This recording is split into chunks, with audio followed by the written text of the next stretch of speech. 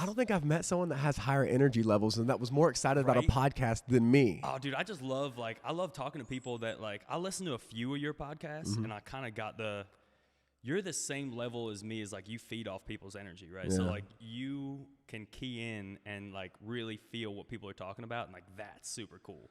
And that's what I'm about, too. So I was actually talking to Sam at the gym today, and I was like, man, to me, when you're around people that have that same level of energy, it's kind of like drinking, right? Yeah. It's kind of like you have that little extra buzz. You're a little looser. You're feeling, I don't know, keyed up. You're ready to rock and roll. It's sick. I love that. Yeah, that's fun. That makes me think of a couple weeks ago, I was out with some friends, and we were on the belt line at Brewdog, and I wasn't drinking because I'm training for this marathon, and all my friends were just casually drinking, having a good time. And one of our girlfriends came, and she was like, "Damn!" And she's like, "You're drunk, ain't you?" I was like, "I ain't even drinking. I'm just high on life, dude." I'm I'm feeding off of this energy. True. And that's how it works. Sometimes you just get in that zone, and you're in that mood. Even if you have a shitty day, you get. I mean, just talking to the right people. Even, who does it to me? Is my mom sometimes. My mom will just come in, and just come in and call me with some, crazy energy. My mom's a horse girl. She's super into horses. That's what she's done. That's her passion. So she's big, she trains horses. She breaks colts. That's her world. So, when she gets a new horse, she'll call me and just be ecstatic, zooted. It's crazy. And if I'm having a shitty day and she calls me like that, I'm like, how can I be mad, dude? Mm-hmm. She's on level 11. Yeah. I need to match that. That's so I'm the same way. My mom's the same way, dude. We'll be in the kitchen or something, and no one will be talking much, kind of doing their own thing, and then my mom will be in the kitchen and be like, whoop whoop, and clap. Yep. I'm like, that's where I get it from. That's where I get it from. My mom's an angel, bro. My mom is an angel. She's the sweetest human being. She is. Me and mom are. That woman. Dude, yeah, Sam talked really, really highly of you. The first time we met you, we walked off, obviously me and Sam were doing the podcast that day. He was like, dude, he's got a story. He's got a story. And I automatically was like, yeah, I'm going to get him on. And it was cool. Earlier today, I was like, hey, what's some things I need to know about AJ before I get on the podcast with him? He was like, dude, he cares. He just cares about people. He's like, I'll tell you a funny story. He's like, I met him, in the gym, and he's like, and after the third or fourth time of being around him, he's like, hey, bro, I love you. And Sam, Sam was like, what? He's like, I don't say that with friends. He's like, yeah, I love you too, bro. It's funny because the first time, so I love hard. That's what I'm known for. That, everyone jokes around AJ loves hard. Yeah. And there's a reason behind that, but the way I look at life is my goal every single day is to be one of one. When you interact with me, when I connect with you, I want that to be something you'll never forget. If you meet me one time in your life, I want to see you 30 years down the road and be like, oh shit, I remember AJ. That energy was unmatched, and that love was unmatched, and you can feel that, and you can tell when someone's faking it and when someone's genuine. Yep. You can tell automatically. So for me, people that are part of my life and are big players for me, Sam is a perfect example. I met Sam 4 or 5 months ago, but I connected with him so quickly, and we became so close, and he's just been a huge part of this brand, and he's our marketing manager now, and we talk all the time, and after a few weeks, I was like, man, I love this kid. I do. If anything ever was to happen to him, that would hurt me, man. I love him. So the first time I hung up the phone, I was like, all right, buddy, all right, Bubba Bear, I love you, bud, and I hung up the phone. He was like, you too? All right, I'll see you tomorrow. Yeah.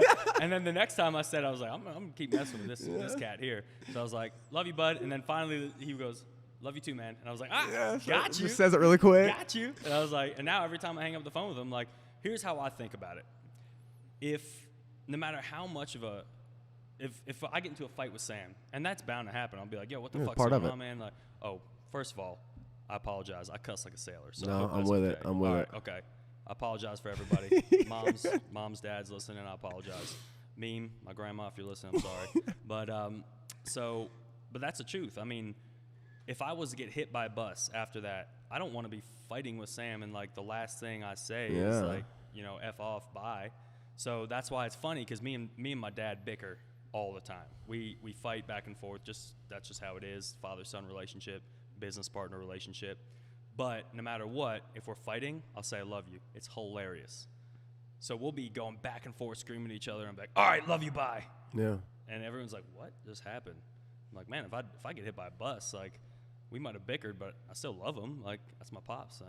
So do you think that level of care that you have for people you get from your dad, because 110% nutrition Was that not kind of modeled after your dad? Because didn't your dad tell you, whatever you do, give it 110%? I'm happy you got into that. So the story behind 110% is my dad. So me and my dad are polar opposite. I got to get into a little bit of my dad's story so you understand our dynamic. First, tell the people like what 110, Okay, so people know what we're talking about first. Yeah, for sure. So let's intro. So I own 110% Nutrition along with my dad.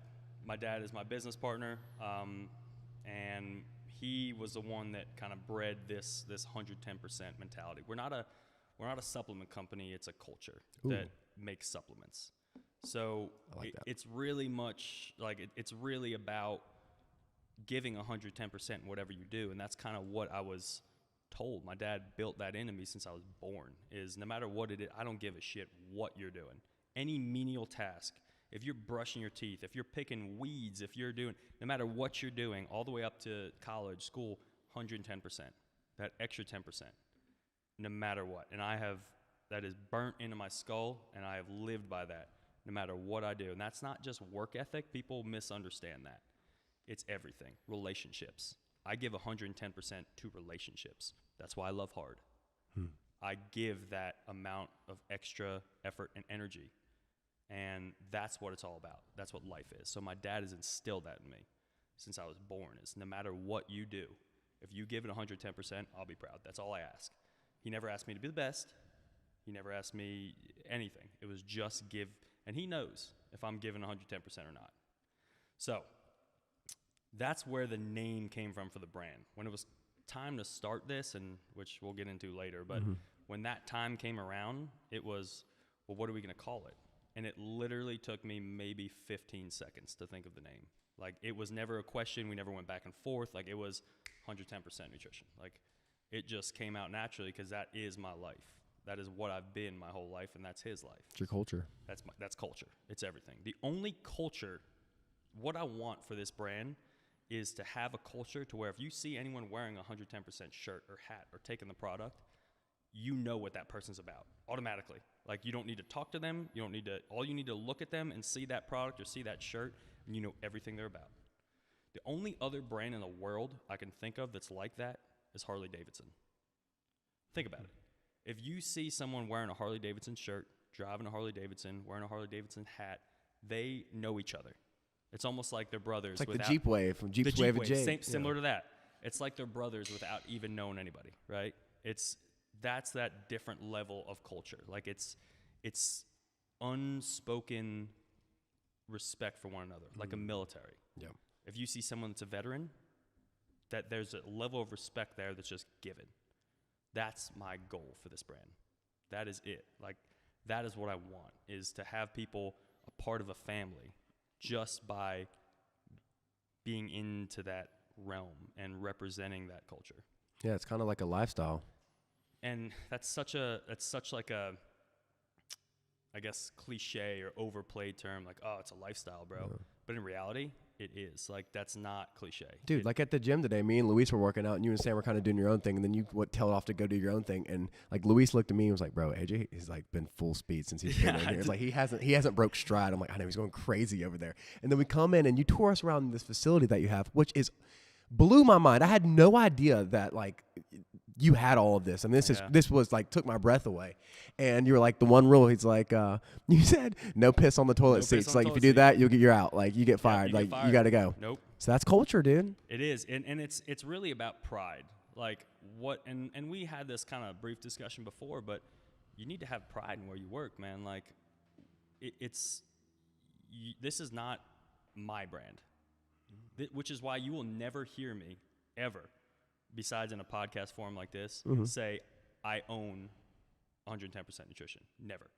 As a matter of fact, everyone at the gym, when they find out that I own the brand, they're like, whoa, I never knew that. I don't do that because I want everyone to buy in. I want everyone to be a part of it. So here is that example. Take pride in this family, this culture. You don't need to, this isn't a paycheck at the end of the day. I want you to believe in what we're building. And like, no piss on the toilet seat. If you don't have respect enough for what we're building in this environment, in this facility, that you're pissing all over the toilet seat, not cleaning up after yourself, you wouldn't do that at home. It's like, why would you do that here? So if you do that here, that tells me everything I need to know about you. You're disrespectful. It makes sense to me. And I like you said this, working with different athletes. You said some athletes with a very large following that could help you with marketing, that could get you more exposure, that could drive you more sales, could make you more, put more money in your pocket. But if that athlete doesn't align with your values, with your company, with your brand's values, you won't work with them. Nope. We have worked with, and this is my fault when I started this company. I thought, okay, let's start off strong and find the biggest names out there. And we wasted a lot of money with people that should not have been part of our brand. So what we do now is I don't care less about your performance. I don't give a shit how many followers you have. I don't care what you do in your sport, in your realm. If you're an influencer, I don't care. Here's what I care about. When the cameras are off, what do you like? So we have a lot of Olympic athletes. And our Olympic athletes, they will send in resumes and all this stuff, and here's my performance, here's my this, and here's my that. I have never read one resume. Neither has my dad, neither has anybody. We don't give a shit. Don't care your performance. Here's what I care about. At the end of the practice, at the end of the race, at the end of the run, at the end of the prep, whatever you're in, whatever your sport or medium is, are you sitting there signing autographs with your fans? Are you communicating with them? Are you trying to make them better? Like, that is what I'll invest in all day long. I'll spend money on that. I'll spend money on someone with 200 followers that is, gives 110% in their sport and is there for their fans versus someone with 2 million. That your numbers, your analytics mean nothing to me. Your personality means everything. Because to build that culture, that's what you need. I don't need a name or amount of followers. I need that level of respect for what we're building. So to me, like, you're playing the long-term game. Mm-hmm. Like you said, the brand, the lifestyle, because it could, realistically, you have an athlete come on with a lot of influence, with a lot of followers and stuff that is really good at what they do, but like when the cameras are off, they're not the person a lot of people think they might be. And that could put a lot of money in your pockets if they just flash your brand. For sure. But like if they're not, that's a very bold decision that you're making. If I was in this for money, I would have left 3 years ago when we started. This company is not a moneymaker whatsoever. It's a passion. There's no money to be made. I have not collected or taken one penny. As a matter of fact, every month between me and my dad, we probably spend I can't even put a number, the amount of money we put back into the company instead of take anything out. So I work a full-time job to support myself and pay for the company. That's because every penny I get in goes to our athletes. We keep our costs down, so our products should be double the price they are. But if I did that, there's no one that would be able. You'd have to be a, independently wealthy person to be on a subscription or something like that. That doesn't make sense to me. I like to keep our margins as low as possible. Not to mention, we donate a percentage of every single sale to charity. We're the only supplement company in the world that does that. Yep. So that's our margin. It's a large portion of our margin, and that's why we don't make much profit on every sale. But I would rather have a company that has, from the beginning, been known to donate, and we donate tens of thousands of dollars every year to one charity alone. But what we do is pretty cool. The customer actually gets to choose the charity. So I don't want to sit here and say, like, my favorite charity is St. Jude's Children's Hospital. I love St. Jude's, so does my dad. That's our favorite charity. But I don't want to push that on anybody. So on our website, when you're checking out, it forces you to choose any registered nonprofit in the world, whatever you're most passionate about. ASPCA if you're into animals, anything, any registered nonprofit, you get to choose to where your money is going to. I don't want to choose for them. So it's all based on giving back in that culture. I think that an opportunity is going to come along with someone with some real money is going to see how you're doing things and recognize how you're doing it right, and is going to want you to be a part of their team and going to want to help you out. And I think that 110 Nutrition is going to be a big name one day, and I really do believe that. And I kind of want to get in, like, why did you start this? I remember in one of your videos you said something about pre-workout, and today in the gym you told me, like, And you are an impressive looking individual, bro. You got muscles on muscles. You flirt with me, homie? You better watch that. I sweet was talk. looking at you a little bit extra. I was like, all right, I gotta stop. Like, you got muscles on muscles though. Thank you. And bro. you're like, but you told me today in the gym, you're like, I don't go to the gym, to look good. You go, I go because of my mental, like, it's a mental release. Like, this is my safe haven. And you started to take pre-workout, I guess, when you first started because you played football and everything. And you said it would give you like anxiety. So I struggle heavily with mental disorder. So I've got pretty much everything under the sun. I mean, if it was up to the doctors, like I said, I'd be on everything but roller skates. Like I'm on like ADHD, OCD, anxiety through the roof, like everything. I'm a sketch, like it's crazy. But for me, that's my superpower. Once again, I'm one of one. Like I've got this perfect concoction, and how I've learned to deal with that recently was the gym. I mean, I went from someone who struggled, depression, suicidal, anxiety, like ridden, couldn't go out in public. Like every time we'd go to dinner, I'd hide in the bathroom the whole time. Like it was a mess. I couldn't function as a human, and the doctors kept pushing me to be on, X, Y, and Z medicine and this and that and all these prescriptions. And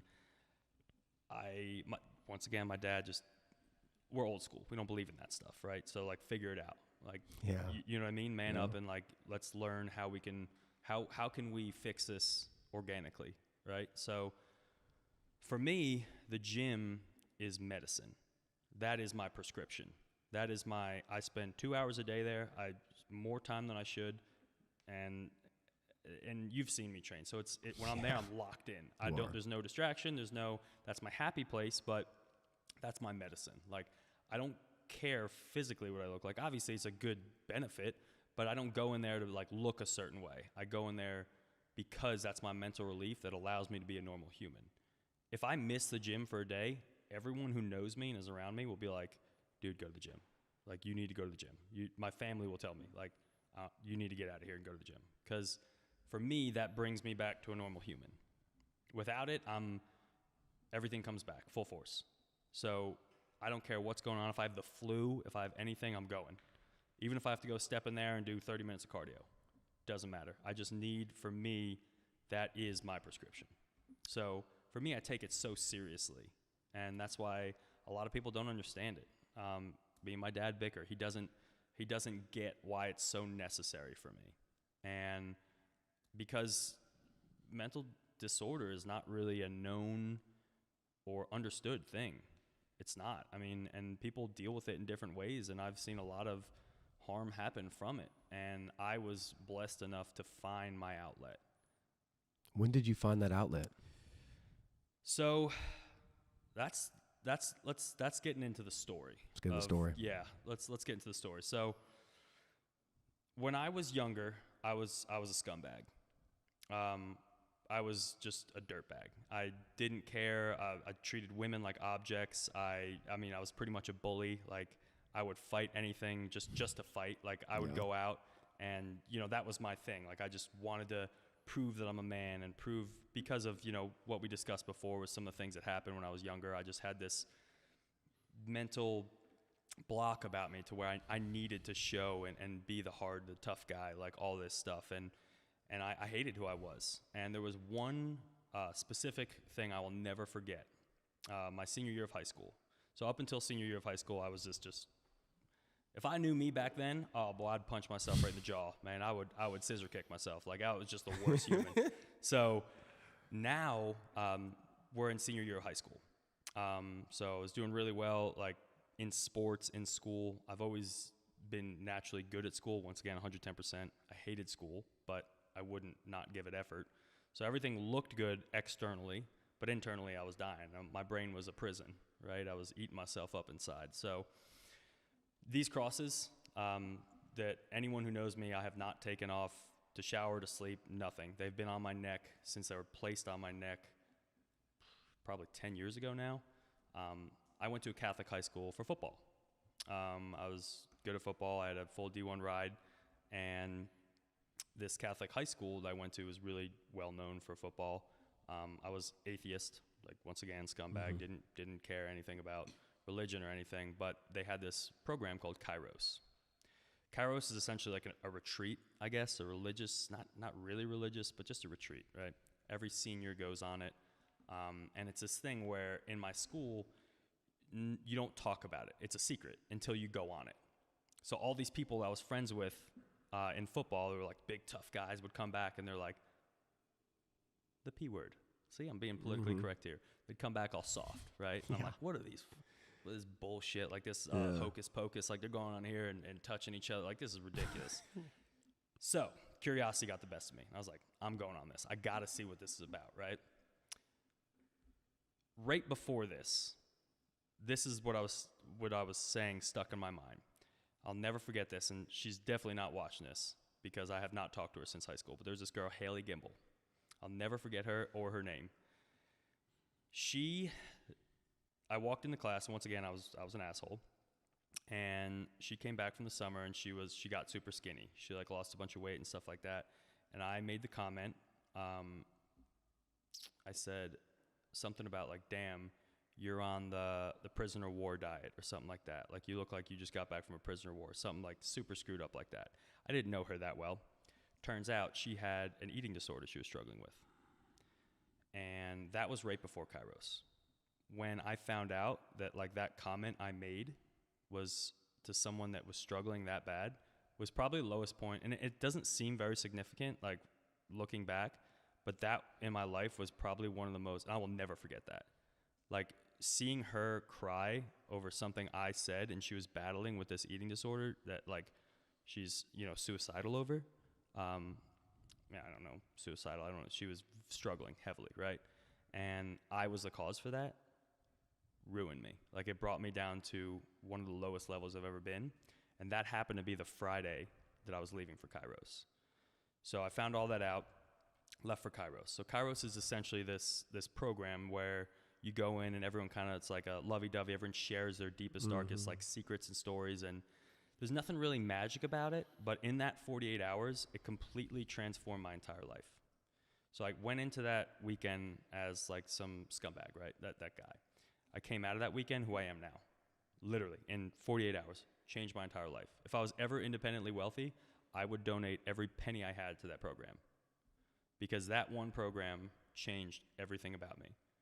So, after that weekend and senior year is when everything came together for me. I came back from that weekend and said, I'm changing now, right now, the minute I walk back, and I will never go back. So that's when I found the gym. So I knew I needed to fix whatever was going on with me mentally. So I came back and I was like, what is my release? And I was like, well, I always feel good in the gym and after the gym, so let's try that. And I dedicated all my time and effort and, everything just to the gym. I put it all in there. And I realized quickly, like, I was feeling better and better and better and better. And once I got a routine down and the diet down, I became obsessed. And that became my world. And through that, I started coaching people, mentally, physically, fitness. Just because I would read white papers for 8-10 hours a day and just basically got a PhD in nutritional science within, 3-4 years. I was wildly educated in the space. Supplementation, nutrition, training, everything.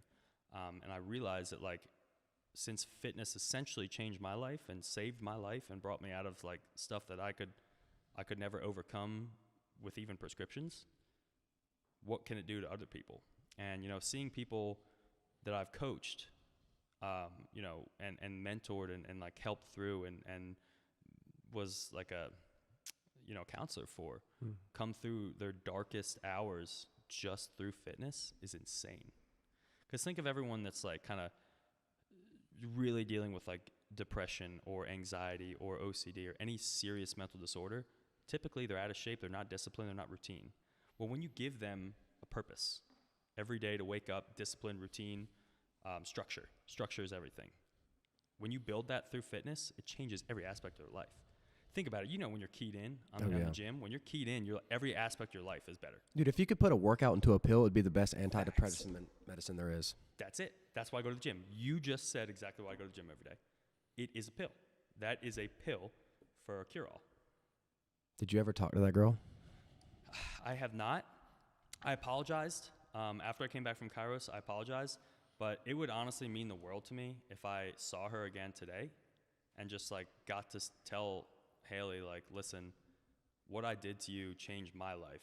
Yeah. And like, that was my breaking point, is like, I know it seems like, again, it seems insignificant, but ever since that day, I have never said anything to another human being that would even potentially harm them. Like, my goal every day is to make someone smile, make someone's day better. If I ever make someone's day worse, it will crush me. Because I just can't. I mean, that was horrible for me. One thing that I like what you do, and I do the same thing with my guest, is with all your customers, you write them a handwritten note. Yeah. Maybe you should write her a handwritten note. Dude, I really want to connect. I should find, I bet you I have her on, like, I could find her on Facebook or something like that. I should write her just a letter and just be like, hey, I don't even know if she would remember, because it might have been insignificant to her, but just be like, you know what? Like, man, honestly, thank you for even just telling me, like, what you were going through. Because I talked to her and she told me, like, hey, it hurt me because X, Y, and Z. And, like, opening up to me and saying that was insane. Like, that was awesome. That she was willing to, like, get out of her comfort zone and, like, tell me what I did wrong. And I did wrong. And that feeling is something I will never have again, no matter what. Like, that just hurts. So on this retreat, was it like a bunch of guys, like similar guys you can relate to, kind of getting vulnerable and talking about their feelings, opening up? So the cool thing they did, it was basically 3 parts. So you're there with pretty much like your whole senior class. So it's the kids in your class that you're one-on-one, kind of everyone's sharing their, like, stories. So you get to appreciate that no matter what everyone looks like externally, everyone's battling with something. Mm-hmm. No one has an easy life, no matter what. Nobody. Everyone's battling something. Like, even if it's someone whose cat died when they were younger, it might not mean shit to you, but it meant everything to them. It hurt them. So you get to that appreciation to, like, no matter who you talk to, there's a reason. If you talk to someone that's an asshole, I've met a ton of people that are just jerks. But when I talk to them, I know there's a reason behind that. Something caused that in their life. So that's the number one appreciation. The second thing they did on that retreat was they brought in the teachers, the staff, the people that are the principal, your teachers every day. Yeah. They shared their deepest, darkest story. So that was the craziest part, is you see these people that are just authorities, right? And they're telling you exactly, the hardest part about their life in front of, in an audience. They're in front of a mic like this in an audience, and they're telling their story. That was the second part. The third part they do on the last night is, without you knowing, they reach out to your family, and it's called letter night. So your family writes in these letters and says, like, basically get emotional, right? And they read the letters out loud in front of everybody. Oh my God. So it's like this 5-hour ordeal where everyone is just bawling, crying, and it's like, I don't care how tough of a dude you think you are. You hear someone whose, like, mom died of cancer and stuff like that, and then like they're writing letters, like, it's just the craziest situation. So it's this perfect, like, combination of getting an appreciation for yourself, your loved ones, authority, the people around you, like your classmates, and it brings you to a new level of understanding humans and human nature. It's the most wild experience, and, like, if I can go on it again, I would go on every single weekend for the rest of my life. So that's the first cross, was when you go on it, and then the second cross is, like, they pick. It's a huge honor in the high school to be a facilitator of this event, and they pick out the people when they go on it that really change them. Obviously, I was a perfect candidate. Like, I did a 180. So I was a facilitator, which to date is the biggest honor of my life. And I have this whole thing tattooed on my chest. So it literally means everything to me. Do you remember the letters you got from your parents? Because your parents divorced at a young age, correct? My parents got divorced when I was 6 months old. And my parents, thank God they did. I used to be, like, kind of pissed about it. Like, why did they get divorced? Now I'm like, whew, man, if they were together. They're both very strong personalities, right? They're both, like, spiteful people, and they're both amazing parents in their own different way. My dad's a provider. My dad is a provider. My mom is the lover, right? So I've got this perfect blend of, role models. So my mom teaches me the emotional side of it, right? How to love and how to, you know, touch deep on the emotional side of it. And my dad's the provider, right? He's always love your kids, but make sure that there's nothing they'll ever need for, right? And my dad's he's an animal. He's a workaholic. So is my mom. So they're both these hardworking people, but they have wildly different backgrounds. So like, and that gets into kind of how me and dad, where our relationship is. And I talked to you about this before. My dad's got the dog in him, bro. No. My dad's got the dog in him. Military and ex-cop, right? Let me tell you my dad's story. Tell me. This is wild shit.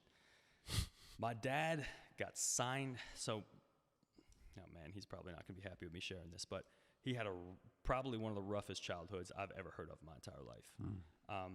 His biological parents pretty much, I don't even know the whole story, but just weren't like bad enough to where he was actually kidnapped by like another member of his family to just get him out of that situation. And just from the time he was born, he fought to live. Everything. Just from the time he was born, he fought to live. He fought to stay alive. From middle school, just fights every day. He was just drugged through it, right? In high school, he signed out of high school and went to the military.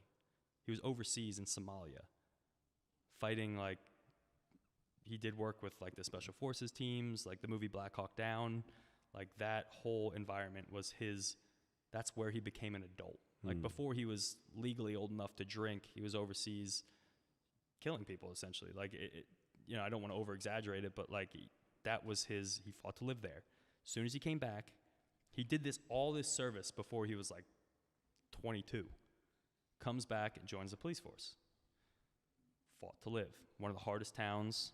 I mean, just literally every day was a fist fight. There's stories that they'll tell is just insane. And that's why, like, and then he ran the SWAT team. So he has this mentality that I don't understand. I could never understand. Like, I don't know the fight to live. Yeah. I was born with a silver spoon up my ass. It's coming out of my nose. Like, I don't lie about that. I didn't come from a tough, like, yeah, I worked hard, but I don't have a tough life. I didn't have to fight to live. Yeah. You know what I mean? There was food on my table every night. He didn't have that. Like, he had to fight for that. So his whole personality is aggression. Aggression is needed. It's a survival instinct for him.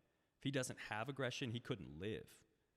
So it's crazy I don't understand that mentality. I don't get that. Like, he is fight or flight all the time. Fight or flight all the time. When we're driving, it's like, but he loves his kids. You know what I mean? There's nothing, his world is surrounded by his children. Like, that is the middle of his world. He's just not a emotional person. Me and Dad don't talk like, we don't get into like the minute details, like emotional life. That's my mom's side of it, right? My dad is just a straight up, like, loves his kids, will provide and do everything he can. He would go to a prisoner of war camp for us. So it's just these two different personalities that I was raised with, and I got the best of both of them, which bred me. And I'm so blessed to have that raising. I mean, my grandparents are a huge part of my life too. My grandparents are everything to me. My grandpa, my grandma, they've been together for 60 years. They're walking saints. Mm-hmm. So everything in my life came together to this perfect tipping point to make me who I am and start a company that I can kind of present that to other people. You know, that work ethic, that love, that work ethic is really everything, to be honest. Like, that is what made this brand and made me who I am. I got my first full-time job on my 13th birthday, catering facility, my first day ever. Sir Ives Catering, I'll never forget it. He's another huge influential man in my life. First day of work, I walked in, he goes, didn't say a word to me, not a word. I tell the story all the time. For about an hour, he goes, pots are over there. Started washing pots. Hour in, I'm like, man, is this guy gonna say anything to me? What the hell's going on? So hour and a half, 2 hours, I'm still washing pots, man. Finally, he goes, kid. I said, yeah. He goes, come here. Okay. Go stick your tongue in the ice. What? That ice bin. go stick your tongue in the ice. What? He looked at me and said, what are you confused about? It's a very simple statement. Go stick your tongue in the ice. Yeah. I went over there and I'm like opening it and I looked back at him. I said, why? He goes, it's 115 degrees in this kitchen. My balls are hot. Go stick your tongue in that ice. Come over here. And that was my first day of work. I was like, damn, why not? I'll tell you what, this is gonna be a job, and we work like dogs. I'm talking like he'd pick me up on the side of the highway at 3 o'clock in the morning, and we'd work till 3 o'clock the next morning, just catering, shoveling packages, everything, dishes. And that taught me, that was my first experience of work, and I loved it. Loved it, man. That making your own money, being your own man, no one could tell you what to do with your money. That was awesome. So I can relate to I'll be transparent too. Like my parents, I've never needed for anything. Facts. I've never needed for anything. Sure. And my parents, like my dad did not grow up that way. Very opposite of me. Like his dad got laid off, and like my grandpa had to cut firewood and like deliver, and that's how they made money. Like he was like the white trash of his high school is he did. Like he went to McIntosh, where it was like a general like wealthier area, and he had this car that would backfire all the time and like set off the alarms on the other cars. So like my dad never had anything given to him. He had no mentors in his life. All he was told was to get a job and work hard. Yep. And the reason why I want to do the things that I want to do in life is to show him like, hey, like all that stuff, all that sacrificing you did for me, like I'm going to take advantage of that. Mm-hmm. Like I want to make the most of that opportunity you've provided for me, this platform you've provided for me, because I want to give back to you. And I feel like you're kind of on a similar mission. 110%. 110%. 110% what that mission is. It's like my goal. I have the same saying, and people are like, why do you want to be rich? And I'm like, well, first of all, on an external thing, I like cars. I want a fast car. Now, that's awesome, right? So you got a big-ass truck. Yeah, well, big-ass trucks are where it's at. Anything big or fast, right? Yeah. So, but the real reason is I don't care what anyone says, money's power. The more money you have, the more problems in society you can overcome. I have 4 brothers and sisters. Now, they're the center of my world. So, like, my mom and dad and grandparents, I'm the center of their world. Well, my siblings are the center of mine. So my goal in life is to, God forbid anything happens in my family. God forbid someone gets some disease or anything like that. I want to be able to have a blank check and bring them to whatever hospital in the world and say, I don't give a shit what it takes. Here is everything. Here it is. If you tell me it's $10 million, make it 11. I don't care. Let's get it fixed. Like that is my goal for money in life. And I want to be able to provide. You know, if my brother or sister say, they want to go for their master's at NYU and they've got some, I don't care. Whatever I can do to make sure that they have the opportunities, if they're working and giving 110%, I want to be there to give it. I want to be able to buy my parents' houses and stuff like that. You know, like things that they have sacrificed for me, that I've watched them crawl through the shit so that I can have a better life. I want to now be able to give them that in return. So this whole upbringing, this whole lifestyle that you've lived up until now, how did this translate into nutrition and supplements? Ooh, that's a really good question. So all right, so we'll go back to right after high school. So we went up to high school. So right after high school, like I said, I was always 110%. I graduated with very good grades, and I got into, a really good school. I was anti-college, still am, always will be. I think college is a waste of time and money, personal opinion.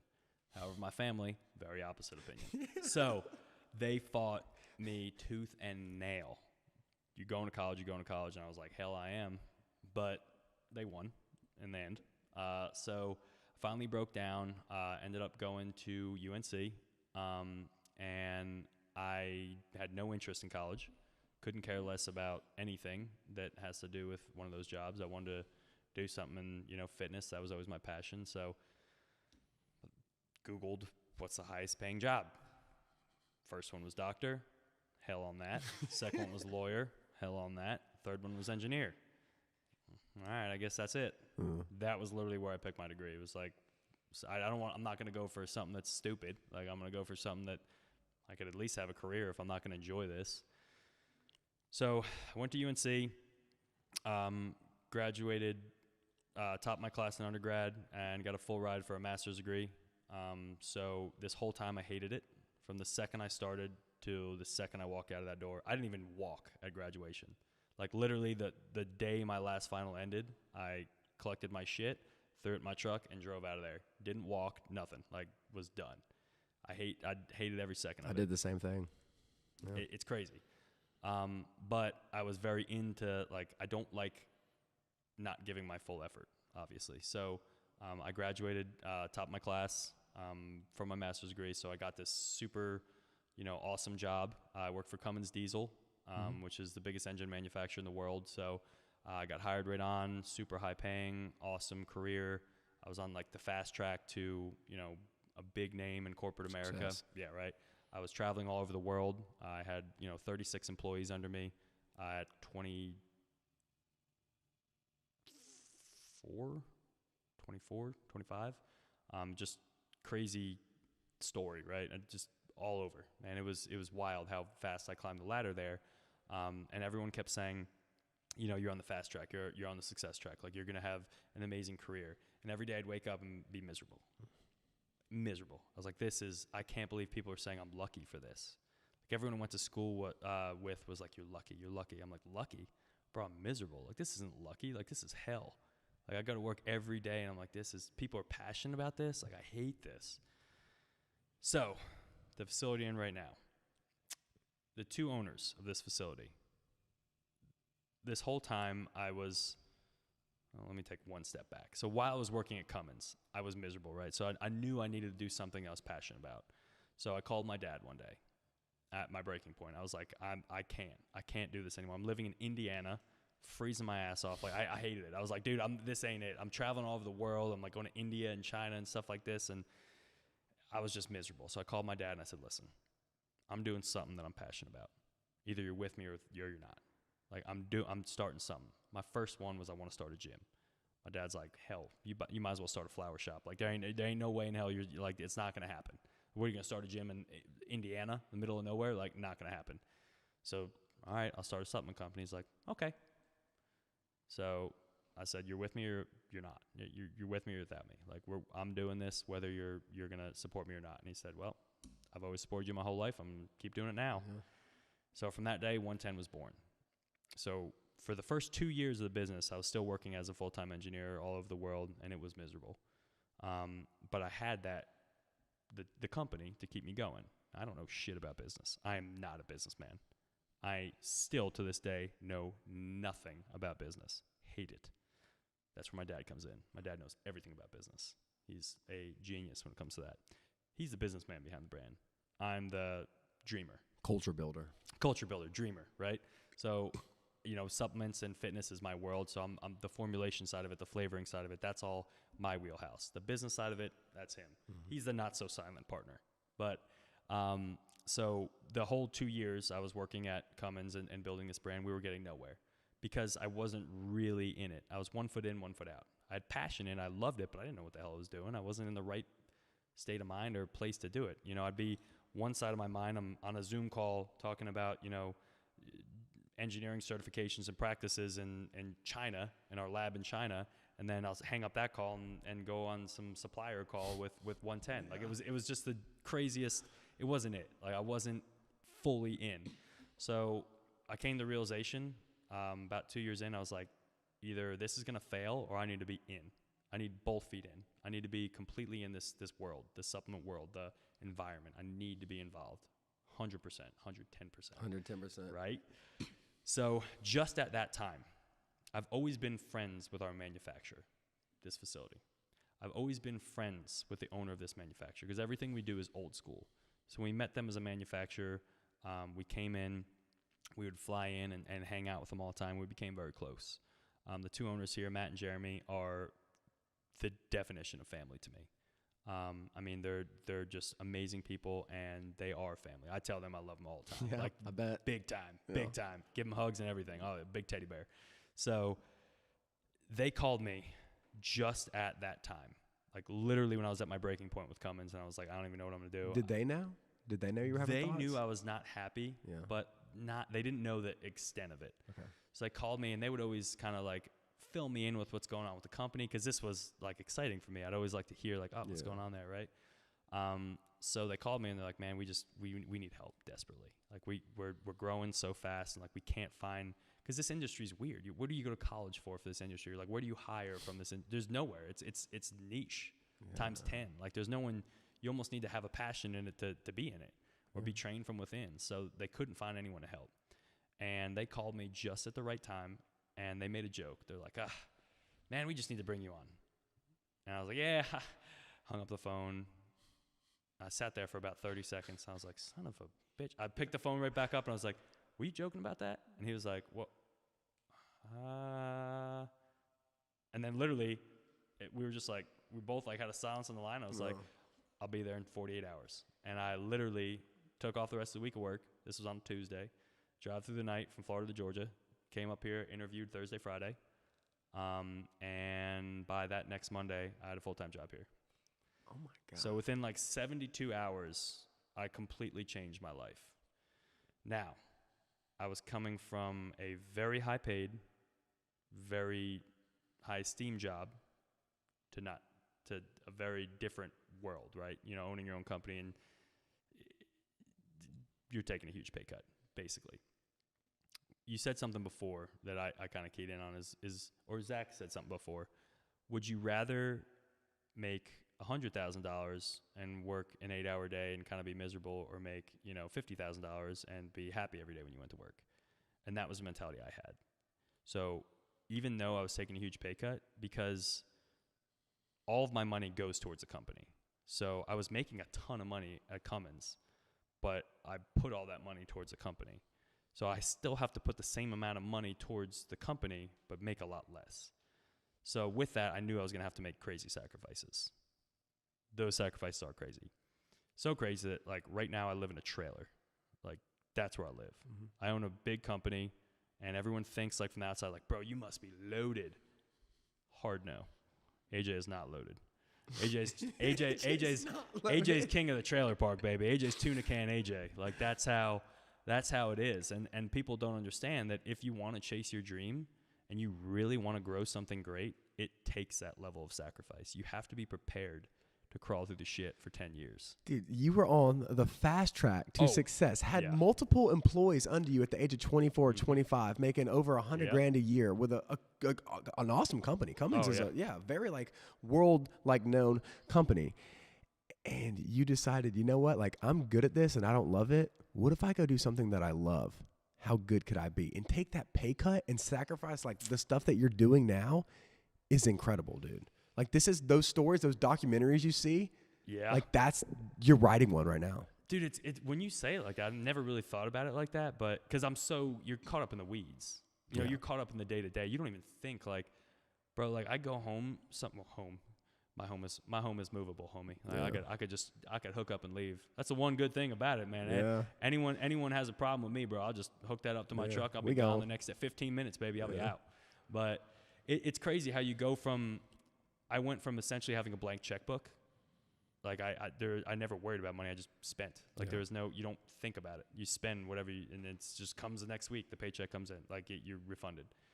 To now, it's like, well, there is no money. Like, there's nothing to refund. So it's crazy how when you make that change, it brings you, there's no plan B. I don't have a plan B. You know, between me and my dad, quite honestly, we're about $500,000 into this company. And if it fails, like, I have nothing. So my entire life is built on this. There is no plan B. This, like you said, it's a documentary. Like, there's nothing I could fall back on. This is it. What do? I crawl back to engineering and hang myself from a ceiling fan? Like, no, that's not it. Like, this is my plan A, B, and C. Like, dude, it's facts. I mean, there's no option for me in life right now besides make this successful. Yeah. And with that comes a wild level of sacrifice. So, I mean, you burn the boats, and like the documentary in a couple of years, people are going to fantasize about it. You know, like the entrepreneurship, like, oh, that's so cool. He owns his own business. Like people, like, I think it's so cool that you own your own business and you have all these products and things. I think that is so cool. But like you said, it's an everyday grind. You're sacrificing things that majority of people are not sacrificing, especially at our age, that come from a family that can provide like me and you do. Yeah. And that's the thing that people don't understand is, like, my dad is a very successful businessman. I mean, he came from shit, has nothing, zero backing, like they couldn't even afford a box fan. Like, it was nothing, dirt. And he built to a very successful businessman. He has a beautiful house on Tampa Bay. Like, I mean, very well off. Has built himself up to that. Everyone looks at that and is like, wait a second. You came from that and you're living in a trailer in bumfuck Georgia? Yeah. Like, what? Where you at, bro? Like, why don't you had this career. What are you doing? I was like, well, you got to think, like, if you think short term, yeah, sure, that makes sense, right? But why wouldn't you think long term? I'd rather crawl through shit. I'll live in my trailer happily, baby. Me and we'll come a rocket in that trailer. I don't mind. I have no shame. I don't care what anyone thinks of me. I see long term. I'm 26 years old right now. By 30, hopefully, I'll be in a nice apartment. By 40, I'll be in a beautiful house. By 50, I'll have a yacht. You know what I mean? It's like you got to play the long term. It's like I don't care if I struggle for 10 years. I'd rather struggle for 10 years and crawl through the shit and then have 50 years of success. It's kind of that's my mentality. No, and I'm the same way. And we were talking about this off camera. Like, right now, I'm living on a couch. I'm living on my old roommate's couch. Like, right now. Yeah. Like, I'm paying to do this podcast. I'm losing money doing these podcasts. I got to buy all these things and like the subscriptions and all that stuff. But I'm the same way. Like, I think it's worth it. It's a long-term thing. Exactly. It's more of the person that I want to become instead of like the instant success now. It's crazy because you already are that person.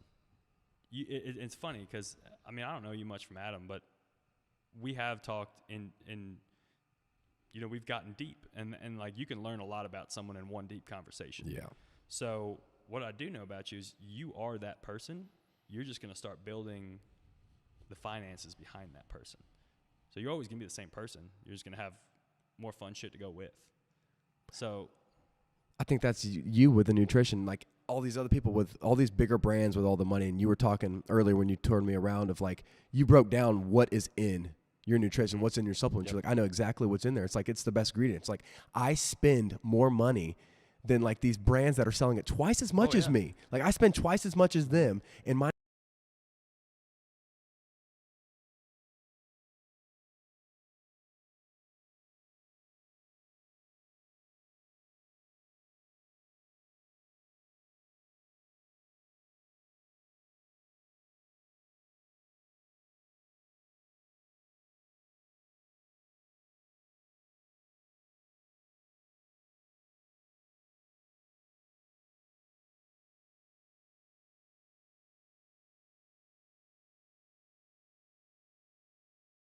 and I source all these materials.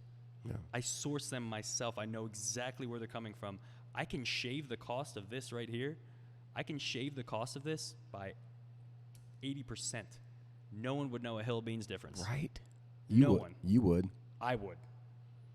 My dad would. Those are the only two people that would know the difference.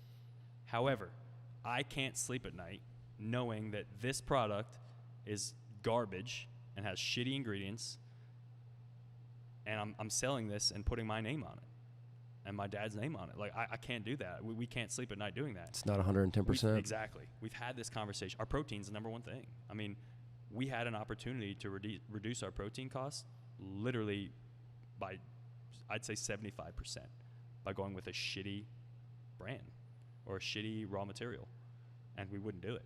We ate shit. We actually we were paying money every time someone bought our protein, because what happened was protein's the most fluctuating ingredient in the world. It's all over the place. Skyrockets, dips, it's all over the place. Yeah, I hate protein. So the one thing about it is when it skyrocketed, we had what they would do is what everyone else in the industry does. When raw material goes through the roof, they find a very cheaper, shitty alternative, or they cut it with something, bring the price back down to normal so they can maintain their price point. That's what everyone else does in the industry. That's what a businessman would do. Exactly. That's what a great businessman would do. Once again, shitty businessman. Horrible businessman. So, prices went through the roof. We had to run more protein. What did we do? We ran protein at that price, which was literally just about the same amount of price, the same price point we were selling it for. Plus, we had to donate that percentage to charity. So we were literally spending money every time someone bought a tub of protein. We would spend $2. So it was like, you almost like when you saw a protein order come in, you'd be like, shit. Yeah, like normally you get an order and you'd be like, yes. Every time we get an order and you'd be like, oh. But so that's just what it, and no one knows that, which is the hard part about this industry is like none of our customers see that. Because I'm not going to sit here and tell them that. I'm not going to call out the entire industry and like, I'm not that guy. I don't care. I know when I go to sleep every night that like our products are really the best. And I don't need to prove that to anybody because I know that internally. And I'm hoping just by being a genuine, like fully transparent person that'll come up. I believe in karma, bro. Like look at some of the companies that have went down over the past. There's some huge companies that people are now in jail. I'm not going to name any names, but stuff like that, all from sketchy manufacturing practices. Like I refuse to be one of those people. Like I take pride and I wear my heart on my sleeve, and this brand is a representative of me and my father, and I refuse to let that name be dragged through the mud in any way, shape, or form. Does that give you more self-confidence when you do keep that promise to yourself of like, hey, this would make more sense. We would make more money if we did this like everyone else is, but I'm going to stay true to the reason why I started this thing? Does that kind of give you more self-confidence of knowing like I'm a man of my word, I do what I say? It is the most reassuring thing because I'm so blatantly honest, and I don't have the ability to shut my brain off to what comes out of my mouth. No. It doesn't. My body doesn't work like that. So with my products and with how I speak, because I'm so honest and in everything, my products, my life, my everything, it's such a reassuring feeling to know that like no one can catch you. Like no, there's nothing anyone can. There's no skeletons in my closet. Yeah. I'm wide open about everything. There's no skeletons. You can't. No one from my past can pull up anything I won't tell you right now. Like, which is the craziest part. Like, there's with our company, dude. I've made some horrible business, bro. God's honest truth, strike me dead in this chair. I have probably wasted $250,000 on bad business decisions. $250,000 easy on bad business decisions. And you know, my dad calls it tuition. He knows when I'm making dumbass decisions, and he's like, oh, he's gonna learn from this. And I'll make the wrong move, make the wrong call, but guess what I never do? Make the same bad decision twice. Mm-hmm. Never do I make the same bad decision twice. If I screw up once, it'll eat me alive for months. I'll write it down on Post-it notes and slap it on my mirror. I'm not even joking. If I screw up, major screw up I did. Before I met Sam, I have a stigma against marketing people. I thought everyone that even has the term marketing in their name is a snake. Until I met Sam. He reassured me back in marketing. But I got taken for a run for about $50,000-$60,000 by a marketing company. And that was a horrible decision I made, almost bankrupted the company. That was a hard hit. But what that taught me was never trust without verification, you know? And I do that now. Everyone that's part of my team now is trust. I mean, look at who I'm surrounding with and look at what I'm building, right? Mm-hmm. Like, I may not have money, but if Sam or Zach says, like, hey, I need something, I'm never late on a payment. I don't default. That's one thing. We're completely self-funded. We don't owe anyone anything. We've never been late on a bill, never once in our life. I will sell my truck. I'll sell the wheels off my house. I'll sell whatever the hell I got to sell in order to not be late on a payment. Never. That is one thing we have never done, is been late or defaulted on anything. And that's kind of how we run our business. Is that builds up a level of respect in the industry that is enabled. Like, once you start screwing around with people and screw around with putting food on their table, that's when you lose your name. I think that, and I think this is a lot closer than me and you think, I think that one person is going to come into your life and see the brand you're building and want to support that. And I think that's sooner. I think that's closer than we think. From your mouth to God's ears, homie. Yeah, I really do. It's honestly like, my goal honestly is just to bring the people. I tell everyone, and Zach and Sam are going to laugh when they listen to this, but I've told them from day one. And there's a lot of times, like, Sam is vastly underpaid. So is Zach. Vastly underpaid for what they do, but they believe in the vision. Mm. So I told them from day one, like, listen, I can't give you what you're worth. I can't. I physically, like, I'm out. I'm like, there's nothing to give. I'd have to start selling my ass on a corner, and it's not worth that much. But So like I'm out. Like I can give you this much, and that's all I can physically afford. Yeah. But here's what I will tell you: everyone that's with me through the struggle will be there through the success. Like my goal is for you to have not just food on your table, but I want to put food on your table, and then I want you to have food on your second, third generation from now's table. Like that's my goal, is to be able to bring the people that have been with me since day one, which is a small team right now, very small team, man. I mean I'm fulfilling orders every day. I don't have a shipping team. I don't have anything. Right. It's me, homie. I'm out there at 5 a.m. slinging orders, slapping packing slips. Like we're throwing newspapers in there, homie. Like it's that's what it's all about.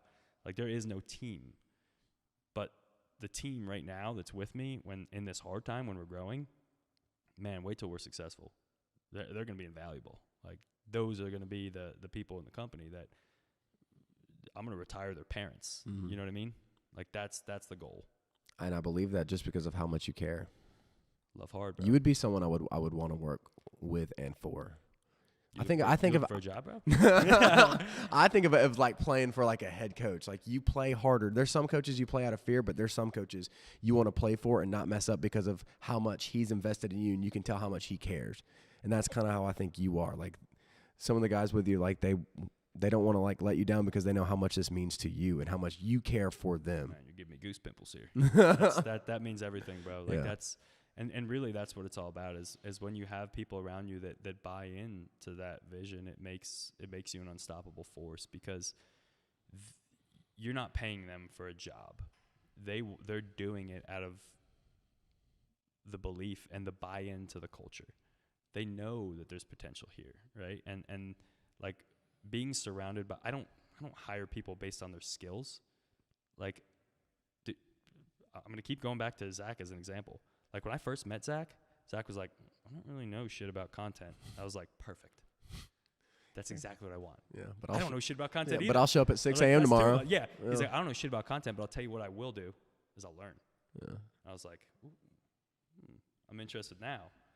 So everything Zach does now, he learned from us, like working with us. And he has built his skills and grown with us. Yeah. Like that's a bond, right? So like now when we're, 3 years down the road and he's running our entire, content marketing, everything. He's just running it all. He's in charge of everything. He's just going to point a camera and say, talk and say this. It's cool that you build that with somebody so they're bought in. They're with you from the jump. They know everything about the brand. Because when I came to him and I was like, dude, I've spent tens of thousands of dollars on content people who are experts in this industry, experts. But I don't want anyone an expert. I want someone that doesn't know shit and builds his skills. We bought equipment. I mean, we bought lighting systems, cameras, mics, everything. Like we're building this together, and like that. Those are the type of people I need. I'm Sam's only client right now. Sam doesn't even do marketing anymore. Yeah, I'm his only client. I don't even think I'm a client anymore. Like I don't even know what the hell I am. No, like it's. I think he wants to help you because he likes who you are. That's it. That's what he told me too. He's like, he even said, he's like, I just like AJ. He's like, I want to help him out. Dude, how incredible is that, bro? And he's got a lot going on right now. I know, and that's the crazy part. Is like when you see people that are that invested in you as a person, that's why I go to sleep every night. Like how do you wake up or go to bed upset at life? Like, dude, I'm living the dream. I've got people buying in to my business based on who I am as a person. What does that say about me? Like that's fucking incredible. Doesn't that make you want to go harder? Oh, dude, it's so motivating. Yeah. Like it's so I never run out of energy. I mean, you've been with enough. I never run out of energy. Yeah, like, I can sense that. Wired, bro. Like it's literally I'm living a movie, like you said. Like it's awesome. Every day this is what, and there's lows. Of course there's lows, bro. Like there's times where we're like, oh shit, like what am I gonna do now? I'm gonna default on rent this month. Like open up another credit card. But like that's okay, because that's those aren't problems. Those aren't problems. Those are just things that you can outwork. Those are outworking. A problem is something you can't outwork. That's a problem. Anything like you don't have money, outwork. You don't have support, outwork it. You get a disease that you can't control, that's a problem. If it's not something like that, everything else is something I could outwork. There's no hurdle. It's just figure it out. That's awesome. I'm the same way, dude. My buddy Luis, I'm like, he's been to a couple podcasts, and I mean, not even on the podcast. He's like, yeah, I'll come support. I'll just make sure the cameras are rolling. I'll make sure all the lights and like, because that's his, like, he's a lot more advanced in that area. He's helping me out, bro. I ain't paying him nothing. He's bought into you, bro. Yeah. And I'm bought into him. Isn't that cool? And we feed off and talk about givers, bro. When you can find one giver, one selfless person, and pair it with another selfless person, they just keep giving, bro. You can just, like, the impact that they can have on each other and other people, bro, that'll compound. That is compounding. That's the compound factor right there, bro. Two givers just giving, and then you invite another one, and then you invite another one, and then you invite another one of people just being selfless and just giving. Dude, that's how you cause impact, and that's how you build a community. It's like a drug. It is. That stuff is like main-veining heroin. It like is. Anytime I see someone that's like a drug addict, I'm like, bro, you gotta change these up. Like, go be in an environment with awesome people. Yeah. Like, go hang around with someone. Go to the gym and like hang out. A running club today, bro. Yeah. Like, we don't know each other from Adam, but we have the time of our lives today. Hell Bro. We yeah, just bro. hung out. This is awesome. Right? This podcast has been incredible, dude. I'm excited. I honestly, like I said, because my brain's all over the place. So I don't even remember what the hell we talked about. That's the best part about. I'll listen to it like 4 times. Oh really, dude? Yeah. I can't wait. I love listening. I've also to never heard. This is my first podcast, so I've never heard myself talk before. Yeah. Probably sound like a cheese ball. No, dude, you've said some funny stuff, dude. I'm trying to keep it tame and try and keep it somewhat PC. I hope I did. I probably said a few things. I can't tell, like, your accent. Like, you'll say some. You said, like, Wednesday. Like, real country, and then you say both. Like, well, it's funny because so what happened was, like, I was kind of all over the place. Yeah. And like, so I technically, I went to high school in New Jersey. Like, I grew up there. But what happened was, as soon as I moved out, I moved to North Carolina for college. And my roommate is, country's coleslaw. Like, country's coleslaw, bro. Your metaphors are crazy. Bro, I don't I guess that'd be a simile. But he's man, he has an accent. He's still my best. I'm the best man in his wedding. Cool. I'm his son's godson, uncle. That's like, awesome. And I lived with him for 5 years, and he's got a draw. Yeah. His mom, a mile wide. Like, you can't even. So that's how I talk. And you kind of pick up on accents like that. Mm-hmm.